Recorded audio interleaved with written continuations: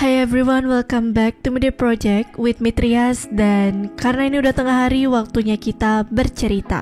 Tapi sebelum itu, buat yang belum subscribe, please subscribe dulu channel ini. Dan kalau udah, mari kita lanjut.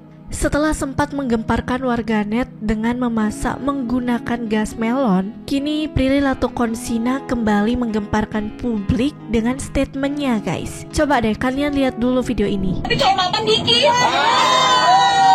Gimana sih? Itu data valid loh. Jadi kayak ya mau gimana, cuma maksud aku ya. Wow, langsung bakal begitu. Kenapa aku, Pak? Ini cewek-cewek ini. Iya. Nanti pengen protes gitu. Sebagai orang cewek yang selalu punya tempat tinggal. Apakah kita nggak berhak dapat cinta yang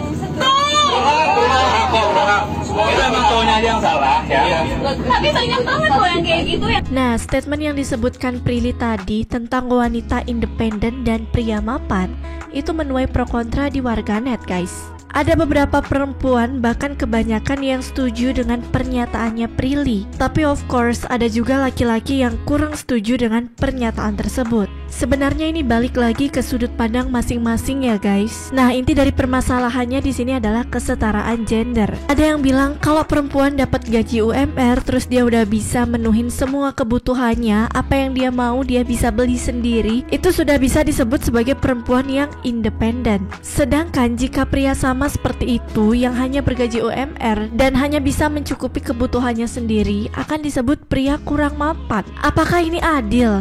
Dan kenapa bisa ada statement seperti itu ya, guys? Nah, jadi biasanya motivasi pria untuk menjadi mandiri dan mapan sering berakar pada tanggung jawab sebagai penyedia utama bagi keluarga, guys. Itu kenapa mereka cenderung mengejar posisi yang tinggi dan gaji yang lebih tinggi. Kalau dalam rumah tangga kan laki-laki itu kepala keluarganya ya, guys. Jadi mungkin aja nih para laki-laki itu memiliki tekanan tersendiri harus bisa lebih mapan dari perempuannya supaya bisa menghidupi keluarganya gitu loh. Ya kurang lebih kayak gitu sih, guys. Sedangkan kalau wanita itu mungkin lebih fokus ke perkembangan dirinya, kontribusi sosial, atau keseimbangan kehidupan kerja. Biasanya wanita mengejar kemandirian finansial itu sebagai simbol kebebasan, guys, supaya nggak ada tekanan. Kalau misalnya kita sebagai perempuan ingin membeli sesuatu, misalnya pengen shopping yang banyak gitu, kayak ada perasaan gak enak untuk pakai uang laki-laki. Jadi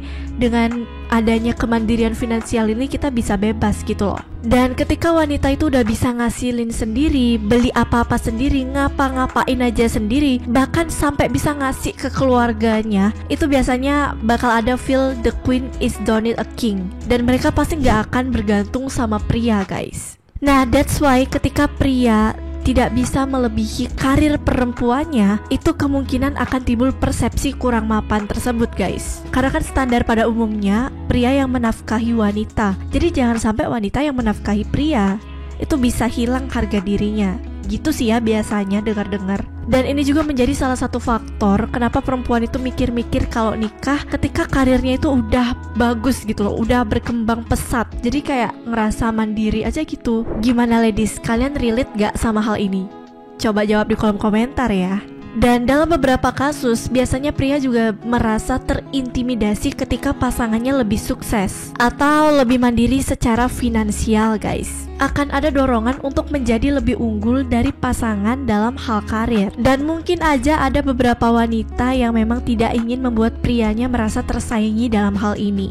Nah, kalau untuk saat ini kayaknya minim banget deh yang berpikiran seperti itu, guys. Soalnya kalau perempuan itu udah mapan, dia itu nggak mau mengalah dalam artian membiarkan prianya lebih unggul daripada dia, tapi dia justru mencari orang yang setara sama dia. Dan dampaknya itu perempuan yang lebih mandiri cenderung keras kepala karena udah merasa bisa apa-apa sendiri. Apa yang dia mau tuh bisa dia wujudin sendiri tanpa bergantung sama laki-laki. Dan mungkin itu adalah poin dari statementnya Prilly Latuconsina ya. Nah, jadi intinya pria dan wanita itu punya standar masing-masing ya, guys, dalam hal karir. Standarnya itu pria harus lebih unggul karirnya daripada pasangannya karena dia yang akan menafkahi. Dan standarnya wanita kalau dia udah bisa memenuhi kemauannya sendiri, ngewujudin kemauannya sendiri dengan hasil kerja kerasnya sendiri tanpa bergantung dengan pria, itu udah dianggap sebagai wanita yang sangat mandiri guys. Apalagi Prilly ya, dia itu kan dikenal sebagai sosok perempuan yang multi talenta, pembisnis. Dia juga bisa sampai beli rumah sendiri, dan mungkin standarnya itu akan lebih tinggi, lebih setara gitu sama dia. Karena sebagai pria pasti bakalan minder kalau perempuannya yang lebih sukses daripada dia kan. Nah mungkin kenapa Prilly sampai dihujat habis-habisan sama warganet setelah mengeluarkan statement ini, karena pemilihan kata kurang mapan itu mungkin aja kurang tepat ya. Karena kan semua pria gak seperti itu ya. Jadi wajar aja sih guys ada pro kontranya. Tapi balik lagi, biar bagaimanapun, jika sudah memilih untuk hidup berpasangan, apalagi yang berumah tangga mungkin relate ya, semandiri-mandirinya wanita harus tetap bisa menghargai pasangannya sebagai pemimpin keluarga. Jadi nggak boleh bertindak semaunya karena merasa bisa apa-apa sendiri. Kecuali kalau salah pilih pasangan ya itu beda cerita lagi. Jatuhnya marriage is scary. Makanya kayak tren TikTok sekarang, jangan sampai salah pilih pasangan ya.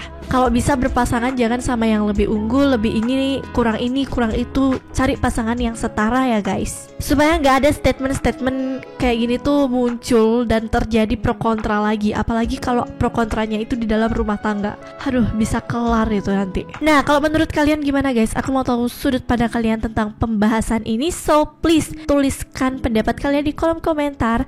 And by the way, segitu dulu ya video kali ini. Jangan lupa untuk like dan komen video ini. Jangan lupa juga untuk nyalakan notifikasi kalian supaya nggak ketinggalan hal-hal menarik lainnya. Kira-kira setelah ini kita bakal bahas apa lagi ya guys? Komen di bawah dong. Thank you so much for watching and see you in next video. Bye bye.